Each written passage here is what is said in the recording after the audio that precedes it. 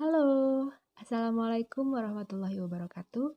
Sebelumnya perkenalkan, saya Wahyu Ningdia Aulia Rahma. Saya adalah mahasiswi dari Universitas Nasional, Fakultas Ekonomi dan Bisnis, Program Studi Manajemen dengan nomor pokok mahasiswa 23402516250. Untuk podcast saya yang pertama ini merupakan proyek UAS dari mata kuliah Ekonomi Makro dengan dosen pengampu Ibu Dita Nurul Aini, SEME.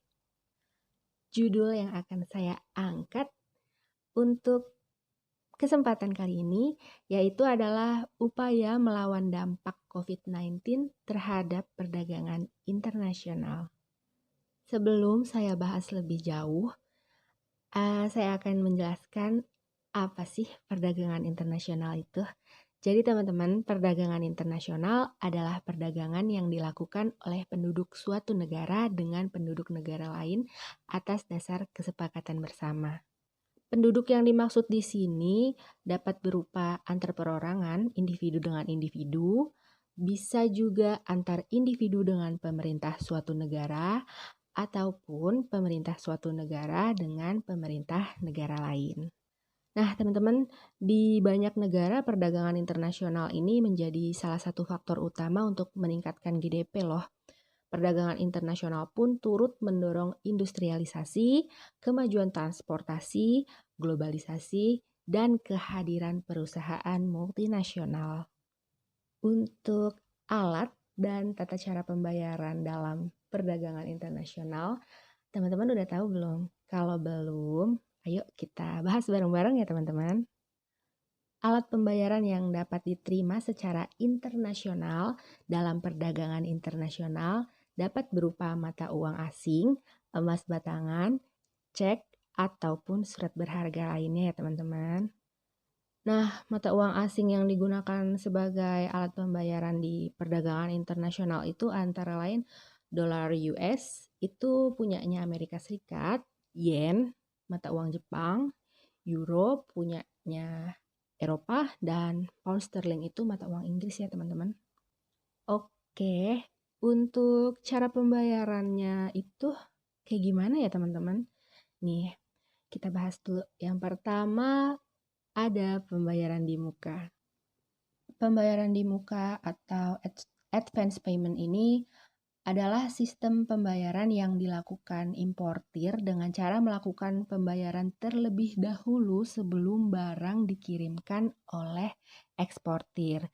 Mata uang yang digunakan di dalam pembayaran ini bergantung kepada kesepakatan antara importir dengan eksportir ya teman-teman. Bisa menggunakan mata uang negara dari eksportir maupun mata uang negara importir. Yang kedua ada pembayaran kemudian atau open account. Adalah sistem pembayaran yang dilakukan setelah importir menerima barang dari eksportir. Dalam sistem pembayaran ini terdapat kepercayaan antara eksportir dan importir ya teman-teman. Tentunya juga ada kepastian barang dan dokumen kelengkapan barang yang akan diterima importir. Serta juga ada kepastian hukum tentang transaksi dan transfer pembayaran. Yang ketiga ada konsinyasi atau consignment adalah suatu cara pengiriman barang ekspor yang bersifat titipan untuk dipasarkan oleh eksportir dengan kesepakatan harga tertentu. Nah, jadi pembayarannya akan baru dilakukan oleh pihak yang dititipi ini jika barangnya sudah habis terjual. Oke, teman-teman?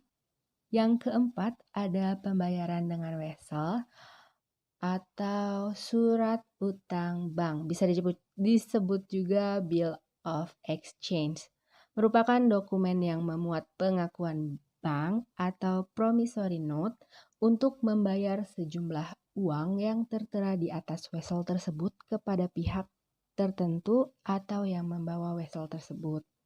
Yang kelima ada pembayaran dengan surat kredit atau letter of credit. Adalah surat pemberian kuasa oleh bank pada bank atau pihak lain untuk membayar sesuai dengan persyaratan yang disebutkan dalam surat tersebut. Sistem pembayaran letter of credit ini merupakan sistem yang paling aman bagi eksportir. Dan yang terakhir, ada pembayaran dengan emas batangan. Pembayaran dengan emas dilakukan oleh importir dengan mengirimkan sejumlah emas yang setara dengan nilai barang yang dibeli kepada eksportir. Tapi pembayaran dengan emas ini harus mendapatkan izin dari pemerintah ya teman-teman. Jadi tidak bisa asal. Oke, kita masuk ke inti dari topik pembahasannya teman-teman, yaitu upaya melawan dampak COVID-19 terhadap perdagangan internasional. Banyak orang yang sudah mengetahui bahwa sepanjang tahun 2020 terjadi berbagai tantangan dalam perekonomian global. Salah satunya adalah terjadinya pandemi COVID-19. Meskipun persoalannya adalah masalah kesehatan, namun dampaknya sangat luas loh di bidang ekonomi dan keuangan.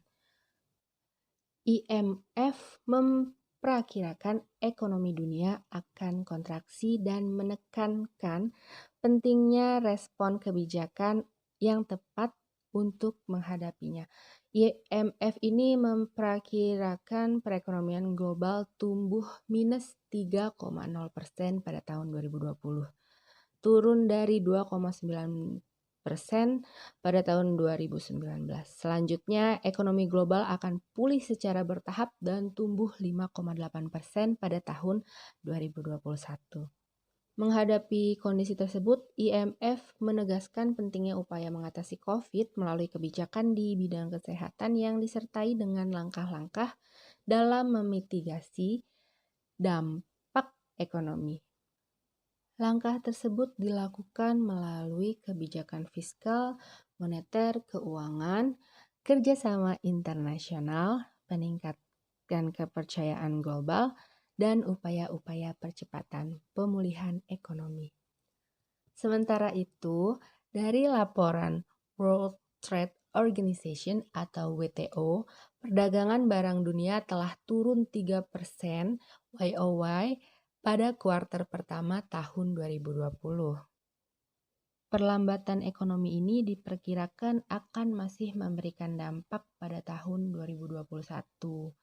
Di Indonesia, pandemi telah mengakibatkan perlambatan ekonomi sejak pandemi COVID-19 masuk ke Indonesia pada awal tahun 2020 ya teman-teman.